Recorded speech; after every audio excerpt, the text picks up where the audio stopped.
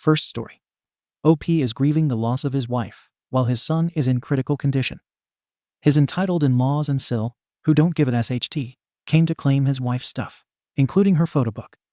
They then stole them and demanded custody of his other son. OP lost it, dragged them to court, got all the stuff back, and went and see.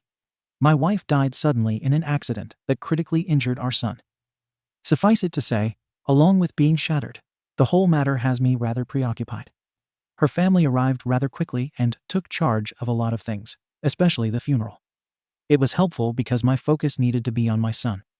I was pretty much a guest at my own wife's funeral, because although I was there for a brief while, it was on a day when my son was scheduled for a rather serious procedure, so my time was divided. All the while, I could hear Suzanne, my wife, in my mind telling me to take care of Zach and not worry about the formalities. So I basically just gave my in-laws my checkbook. I'm not complaining about that. What happened next is different. They wanted to take some of her things, and of course I understood the value of their having a keepsake of their sister or daughter. I would never have said no. But they took everything. Keep in mind that I wasn't there. My younger son wasn't in the house at the time either.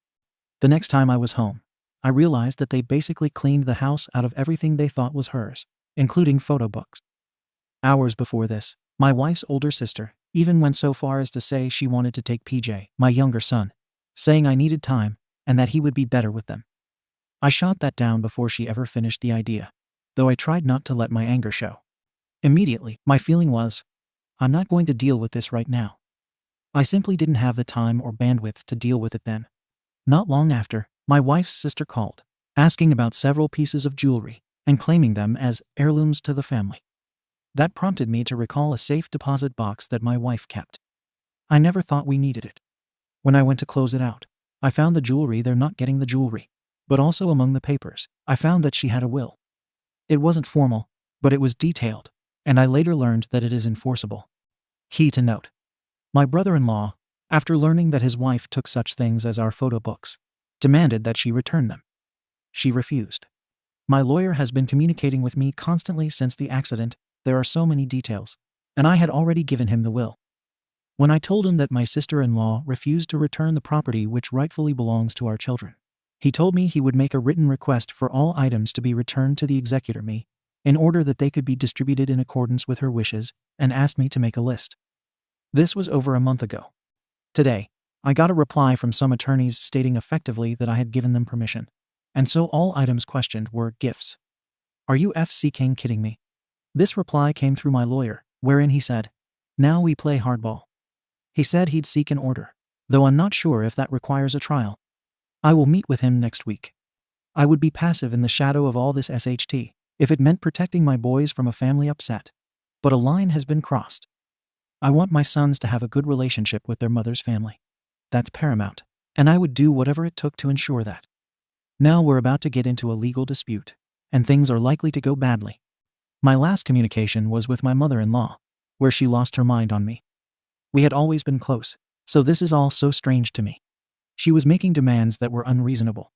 The call ended abruptly when I explained that the boys were my children, that I would decide what was in their best interest, and suggested that she not test me. I'm done playing. I don't need this SHT. I buried the love of my life. I'm dealing with the aftereffects of the accident. I am doing everything I can to bring my son back to good health, and now I have to deal with this. The thing is, people manage grief differently. I get that. I respect that. These are not bad people. They are simply behaving badly. But I can't allow it. I haven't told the boys about any of this yet. I hope I won't have to. More than once, one of them asked where this or that was, and I told them that their aunts borrowed them. Who does this? Seriously. Anyway, I have nobody to yell at, and I really don't want to kick the dog. I love the dog, so I'm just venting again here. Thanks for giving me a place to do that. Update. After my wife died suddenly, I vented here about how her family came through and took her belongings. The reaction from this sub was more than I expected and was appreciated. A lot of folks here were pissed on my behalf. The original post is in my history under the same title. Many asked that I update, and so I am. I had a long and reasonably deep discussion with Suzanne's mother and sisters earlier today. They speak to the boys, my sons Zach and PJ, on occasion, and actively seek the connection. I haven't spoken to them in a while, and haven't proceeded with any additional action since the initial request through my attorney that they return her property, now my children's property. It was my wife's older sister's birthday a couple of days ago, and despite all that's happened, I still made sure to send her lilies. Suzanne sends her lilies every year. I guess I was looking to remain human through all this mess, and maybe rub their nose a little at the same time. Either way, this was the catalyst for her call today. We spoke for a minute or two before she asked if I would speak to them all together on Zoom. They were actually standing by as we spoke, so I closed the door of my study and joined them online. As they popped up on my screen, I didn't say anything.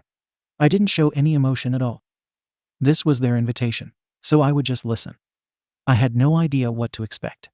Her mother started the conversation by hitting the tough subject head on, saying, "We have the request from your lawyer, and we withdraw our answer. We want to comply with everything." Then her older sister added, "And we want to know how we can fix what we broke. For the hell, I've been living over this." The relief of their words was enough. I told them, nothing needs to be broken. They asked me if I would listen, and of course I said I would. And for a while I did. I didn't say a word. They were orderly, if not rehearsed, in their monologue, taking turns and affirming each other. Her mother explained that they were shattered after losing Suzanne, and that they seemed to come together as a pack. "We've had some time since those first days, and we've talked it through, and all of us realized that we weren't thinking," her younger sister said. Part of their grief was anger, they explained. They weren't angry with me, just angry in general. When they were at the house and picking a couple of items to keep, they just kept taking things. Her older sister explained that they were upset that, as Suzanne's husband, I controlled everything and everything defaulted legally to me. She said it shouldn't have upset them, acknowledging that's just how it is, but that they felt secondary. This was the only time I spoke, saying, "I never made you feel secondary. We just wanted her back." One of them said, "Without that, we wanted everything we could have of her." They knew they were wrong, but being wrong only made it worse. They explained it as digging a hole and not being able to get out of it. "So we doubled down," one of them said. Her mother became emotional when she said, "I read the inscription on the box and realized that it wasn't Suzanne's, but that she had it made for you." She then said she didn't mean to take it. The inscription she speaks of is carved on the inside lid of a small decorative box that Suzanne gave me years ago. It reads, "Still, after all." She always said that to me, especially after I would drive her crazy. Whenever I got Suzanne mad, I'd ask if she loved me. She always said, "Still, and after all." Anyone would know that the box means a great deal to me. The upshot is that my brother-in-law will be returning everything next weekend. Her mother emphasized everything. He'll be driving down, and my sister-in-law asked if it might be possible for him to stay over, given that it's a long ride.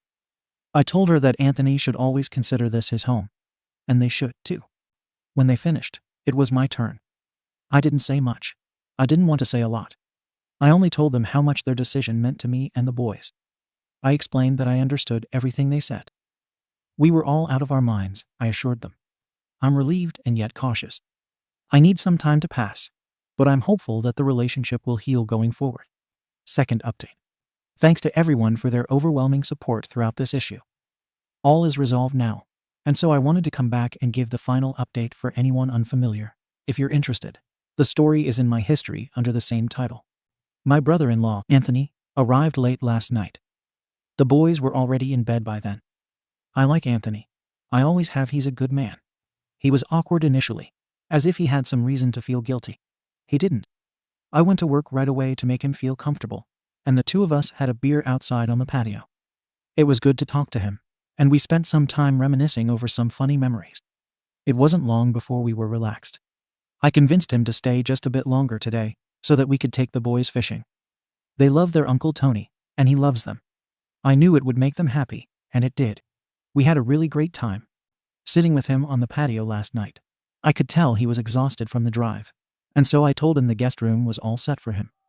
But I asked him for his keys because I wanted to bring everything in while the boys were sleeping.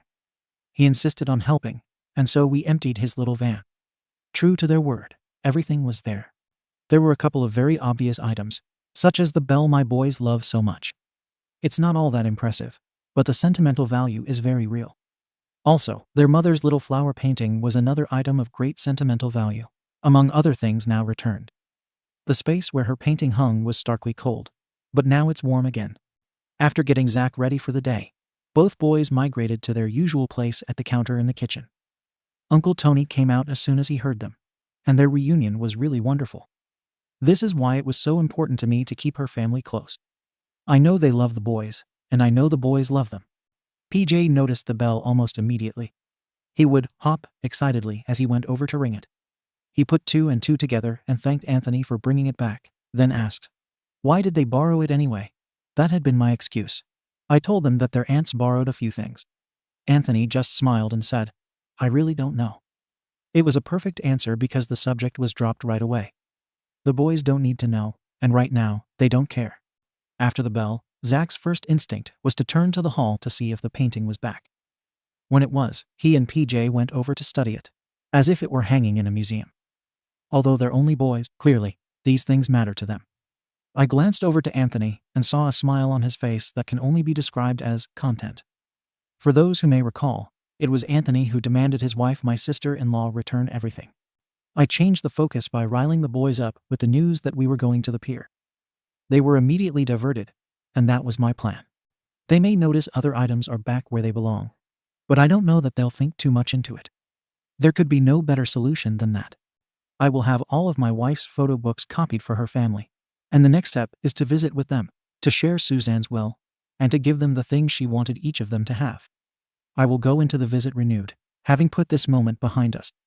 In the end, they did the right thing. Forgiveness, therefore, is the correct response. Update. I've vented about this here before, and I've tried everything I know not to come to this place. But here we are.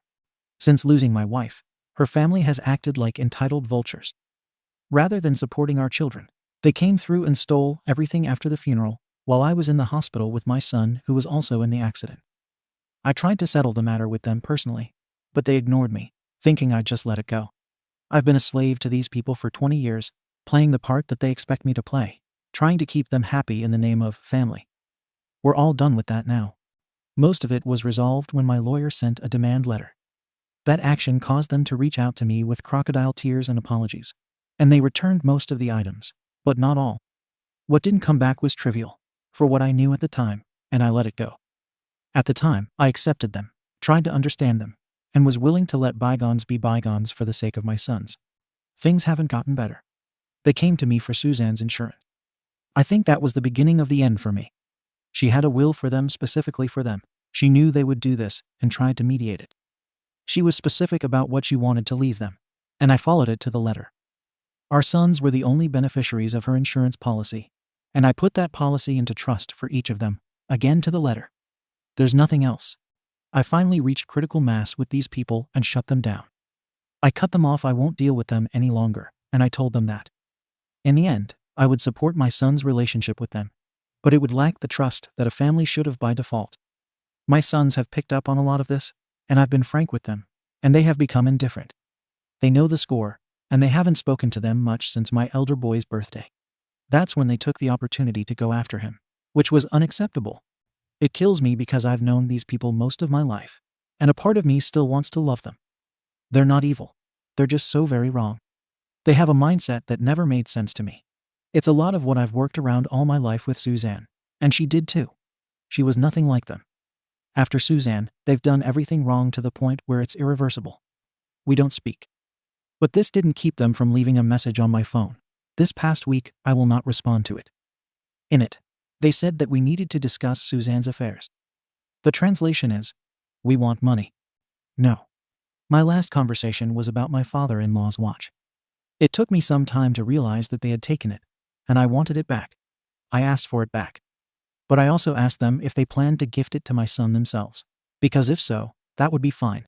They've said nothing. I didn't know about the watch at first.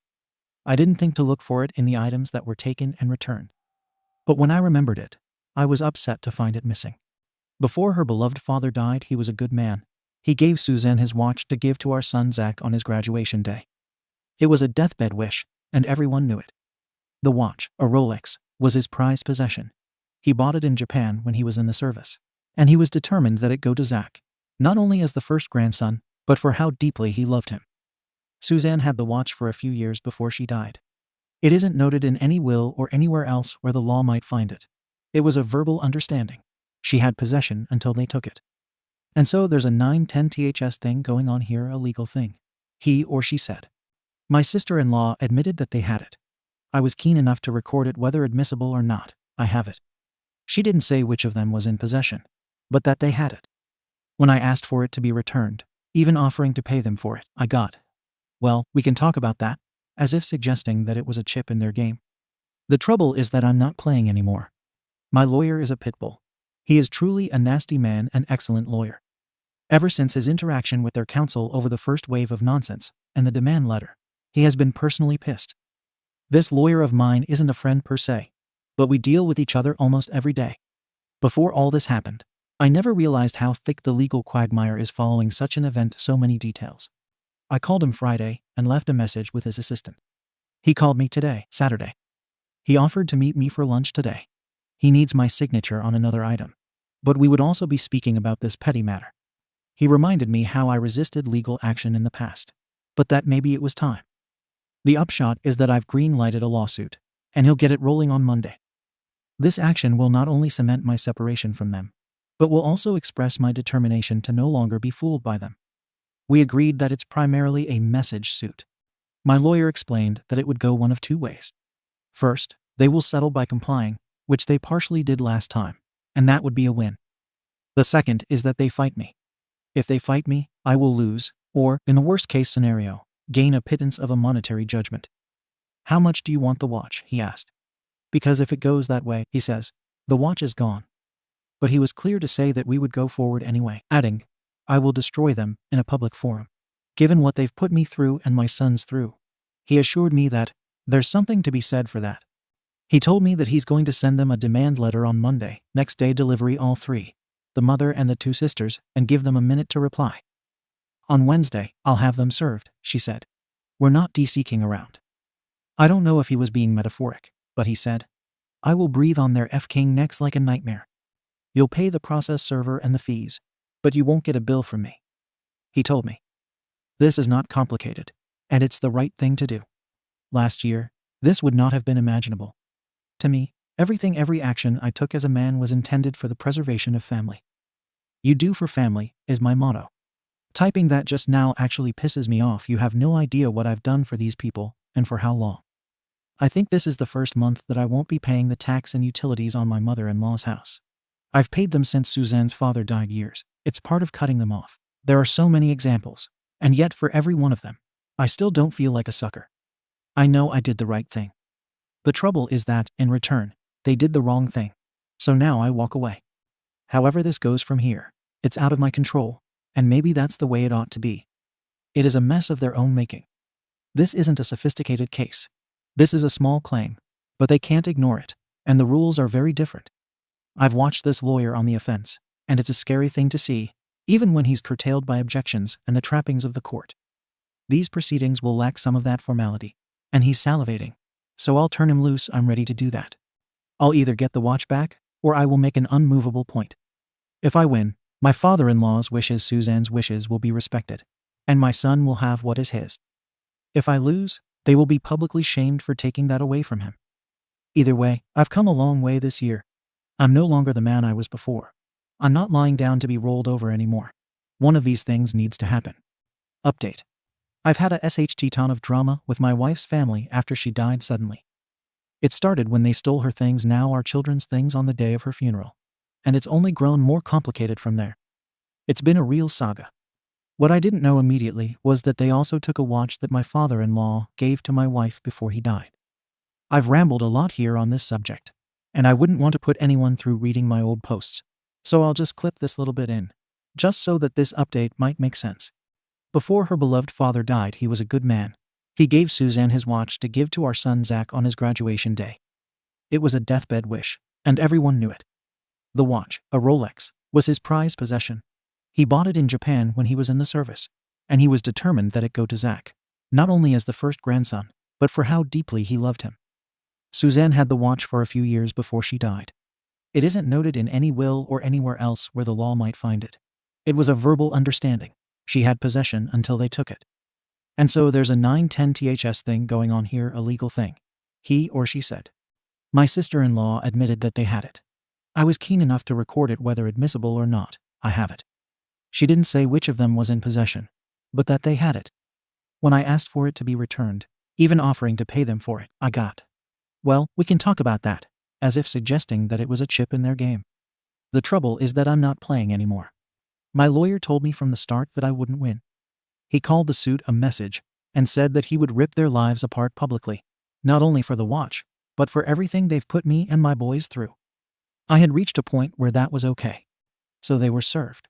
They provided their answer, and a date was set, which is coming up soon. I had 2 missed calls from my lawyer today, but that's not unusual. I would just call him back in the morning. We have other business, and I didn't suspect his call was about the watch. I really haven't thought about it. I read an email from him tonight, which proved otherwise. He wrote to tell me that they called him today and offered to settle by returning the watch. It was a small claim, so they hadn't lawyered up, and he spoke to my mother-in-law directly. He said she was emotionless. He told me that the watch would be sent to his office, and he would let me know the moment it arrived. He insisted that it be insured and sent priority, and she agreed. So it's over. And it's not the watch. It's more than that. These are difficult people. My life as Suzanne's husband was a lot about appeasing them and keeping the peace. I never stood up to them. I only went with the flow in the better interest of my family and focused on the good times. Whenever someone had to give an inch, it would be me, and they got used to that. But then they stole from my children, and I became someone else. I think they're figuring that out now. I didn't blink. I don't know what any of this means going forward. I will always hope for a better relationship, if only for the boys, and I've wanted that all along, so I offered them that. Zach doesn't know anything about this, and I'm not sure he needs to. He's making up time and credits because of the accident. But he's on track, and his graduation will come, and it will be a spectacular victory. I want her family there, for his sake, and we'll let that play out for now. Tonight, I'll focus on the idea that his grandfather's wish will be fulfilled. I know that his mother would be very pleased. Second story. I think my granddaughter is lesbian, but she is hiding it. How can I approach her and tell her it's okay to be who you are? Before I start, I'd like to say that English is not my first language. Therefore, I'm sorry for any mistakes in advance. My granddaughter 16. Lynn lives with me M67 and my wife 62 since she was 4 years old. Our daughter, her mother, and her father died in a car accident, and we took her in. But lastly, Lynn has become very isolated and rude to us. I don't mean with this that she always has to respect us because we are older, because this, in my opinion, is a stupid concept. But she sometimes calls us names without any reason or refuses to talk to us or eat anything my wife or I cooked. I should probably mention that me and my wife are Christians and religious. Lynn is not. But we accepted that a long time ago. 2 days ago, some packages for my wife were delivered to the door. And when I opened the door, suddenly my granddaughter came basically flying down the stairs, grabbed one of the packs, and ran up to her room. Lynn leaves for a walk with the dog, and when I bring the items away to the bathroom, I catch a look through her door and see a rainbow flag hanging on the wall. I'm not someone who likes snooping in people's rooms, so I hold myself back from further investigating her room. And when she comes home, I don't say anything. I told my wife, and I thought she might be a lesbian. But my wife reminded me that my daughter never, ever brought anyone home or mentioned anyone, and pretty obviously is not interested in girls. I should also mention that Lynn recently cut her hair short and started coloring it something that's normal for teen girls, I guess. I don't know, nor does my wife. I think we both are just too old and born too long ago to really relate to our granddaughter a lot. There's another thing my wife noticed, because I usually don't notice such things. But she told me that Lynn started wearing fewer dresses and skirts and boy clothes, meaning the shirts you find in the boys' department in a store. I don't really mind. But when I saw that rainbow flag, I realized that maybe all these changes have to do something with her being a lesbian. Maybe she didn't tell us because she thinks we will not accept her, because we are Christians. And both me and my wife were sadly raised in very homophobic times and environments. But humans can change, and although we may be old, we are not stupid and have changed our minds over the years. Me and my wife definitely will accept Lynn. We love her, and I don't care who our granddaughter loves as long as she's happy. How can I tell Lynn that without giving her the impression that I snooped in her room? I obviously didn't really search her room, but I suppose the rainbow flag was not meant for my eyes. TLDR. I accidentally saw a rainbow flag in my granddaughter's room. She has been isolating herself from us for some time. Combined with the behavioral changes and the way her looks changed, me and my wife are guessing that she might be a lesbian. We are both religious Christians, and we think she might be too scared to tell us, fearing our rejection. How can we tell Lynn that we love her, no matter what? Update. First of all, thank you everyone for the tons and tons of advice we got. And thank you so much for all the help, support, and offers to explain a lot about the LGBTQ+ community to me and my wife. This really helped us so much. So, long story short, Lynn came out as non-binary and bisexual. They told us that in German, they prefer male pronouns. We don't have a neutral pronoun and neutral nouns for themselves. And in English, they prefer the pronoun they, so I'll try to go with this one. I apologize if I happen to use the wrong pronouns, but I've used she for 16 years. Me and my wife are trying hard to get used to it, though, because we want our grandchild. I think that's the neutral form. To be happy. The long story is that someone advised me to ask around in our community for other LGBTQ+ people, and this was a good idea. We found out that close to us, there is a trans boy from girl to boy. I don't know if there is a word to describe that living, and I decided to use this as a conversation starter. So when they came down the stairs for dinner, I just decided to ask them, "Did you know that Sam is trans?" I absolutely support him. He looks so happy, and my wife nodded. Lynn looks at us in shock, then surprise, and starts crying and just says, "I know." 5 minutes later, she came out to us as bisexual and non-binary. They said they've thought about new names because they feel like the old one doesn't really fit them. But they didn't find a good name, so we're currently searching for a new name. I don't fully understand the concept of feeling like something between a woman and a man, because that's how Lynn told us they feel. But as long as our grandchild is happy, me and my wife will do everything we can to support them. And we will protect them. We know that there are a lot of homophobes in the world, and sadly, also among other Christians.